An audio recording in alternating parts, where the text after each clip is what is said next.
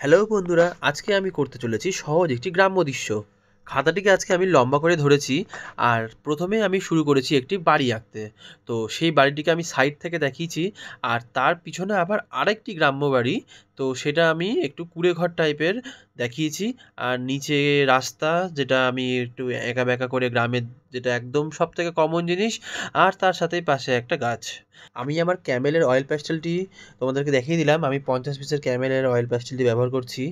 আর ফার্স্টেই আমি আকাশটা দিয়ে শুরু করব, কেননা উপর থেকে রঙটা শুরু করতে হয়। আর যেহেতু আকাশের রঙটা না হলে গেলে আমি গাছ, বাড়িঘর কোনো কিছুই করতে পারবো না। ফার্স্টে আমি স্কাই ব্লু আর হোয়াইট কালারটি দিয়ে আকাশটি করে ফেললাম। আর তার সাথে আমি সেটাকে আঙুল দিয়েও মিশিয়ে দিলাম। আর এবার আমি ঘরের যে রঙটা, মানে কুঁড়ে ঘর যেটা, সেটা আমি ইয়েলো আকার আর ব্রাউন দিয়ে করলাম। আর তার সাথেই যে ঘরের চালাটা আছে, তো সেটা আমি ব্রাউন, ব্ল্যাক আর আমি মিডিয়াম ইয়েলো যেটা, সেটা দিয়ে মিশিয়ে মিশিয়ে ভর্তি করেছি। আর এখানে কিন্তু আমি সব জায়গাতেই না আমি আঙুলটাকে ব্যবহার করছি, কারণ আঙুল দিয়ে মিশালে কালারটা প্রচণ্ড প্লেন আর স্মুথ হয়ে যায়, আর কোনো দাগ দাগ বোঝা যায় না। আর মেশানোটাও খুব সুন্দর লাগে। আর তার সাথে আমি ওই বাড়ির দেখো নিচের জায়গাটাও করছি, সেখানেও আমি ইয়েলো আকার আর ব্রাউন কালারটাই ব্যবহার করলাম। কিন্তু কেননা আমি বাড়িটা যেহেতু পুরোটা মাটির বাড়ি দেখাতে চাইছি, যার জন্য এটা ইয়েলো আকার আর ব্রাউন দিয়েই হলো। এবার বড় ওই চালার জায়গাটাও কিন্তু ওই ব্রাউন, ব্ল্যাক আর মিডিয়াম ইয়েলোটাকেই ব্যবহার করব। যেমন উপরে করেছিলাম ঠিক সেরকম নিচেরটাতেও। আর তার সাথে আমি কিন্তু এখানে কালো কালো একটা দাগ দাগ দিয়ে দিচ্ছি।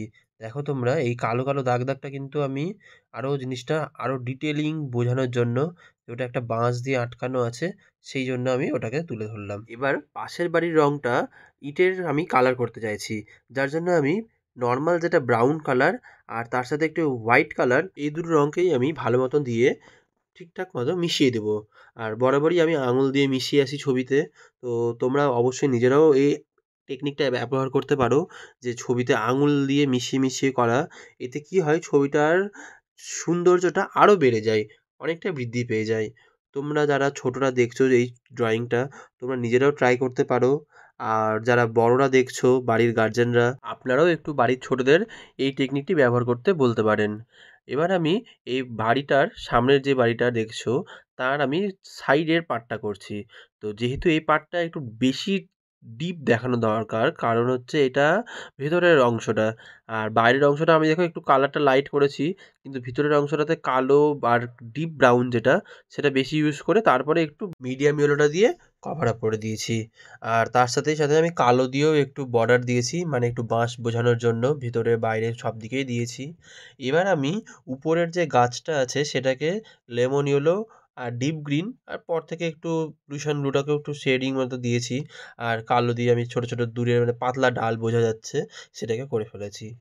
আর নিচের যে আমি মাঠটা দিয়েছিলাম, সেখানে ওই লেমন ইয়েলো আর ডিপ গ্রিনটাকে ব্যবহার করলাম। আর এখানে ডিপ গ্রিনটা কিন্তু আমি না একটু গোল গোল টাইপের দিয়েছি রঙটা, কেন এই গোল গোল দেওয়ার কারণটা হচ্ছে মাঠটা একটু উঁচু আছে রাস্তা থেকে, তো সেইটা বোঝানোর জন্যই আমি কালারটাকে একটু গোল গোল করে দিয়েছি। আর আঙুল দিয়ে তো অবশ্যই মিশাতে হবে। মাটির রাস্তার কালারটা আমি ইয়েলো আকার দিয়েই করলাম। আর তার সাথে সাদা তো মিশাতেই হলো। এখানে রাস্তার কালারটাকে আমি যদি গ্রামের রাস্তাকে, যেটা পিচ কালার, সেটাকেও ইউজ করতে পারি, কিন্তু আমি এখানে আর ব্যবহার করলাম না সেটা। আমার মাটির ইয়েলো আকারটাই বেশ ভালো লাগলো। আর তার সাথে যে মাঠটা, সেটাও করে নিয়েছি লাইট গ্রিন আর লেমন ইয়েলো দিয়ে। আর দূরের যে জঙ্গলটা দেখছো, সেটাও কিন্তু অলিভ গ্রিনটাকে আমি ব্যবহার করলাম। ওখানে আমি কিছু মিশালাম না, আমি আঙুল দিয়ে মেশানোতেই ওই কাজটা হয়ে গেল। দূরের একটা হালকা আবঝা শেড বোঝা যাচ্ছে।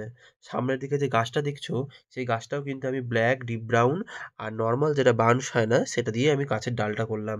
পাতাটাতেও ওই রকম ডিপ সবুজ, লাইট সবুজ, লেমন ইয়েলো এগুলোকে ব্যবহার করলাম। নিচের যে বেড়াটা দেখছো, বেড়াটাকে একটু ডিপ ব্রাউন দিয়ে করে নিয়ে, যেটা প্লুশান গ্রিন আছে, সেটা দিয়ে আমি একটু ঘাস ঘাস দিয়ে দিলাম। ছবিটা কেমন লাগছে বন্ধুরা, তোমরা আমাকে অবশ্যই কমেন্ট করে জানাও। দেখা হচ্ছে তোমাদের সাথে পরের একটি নতুন ভিডিও নিয়ে।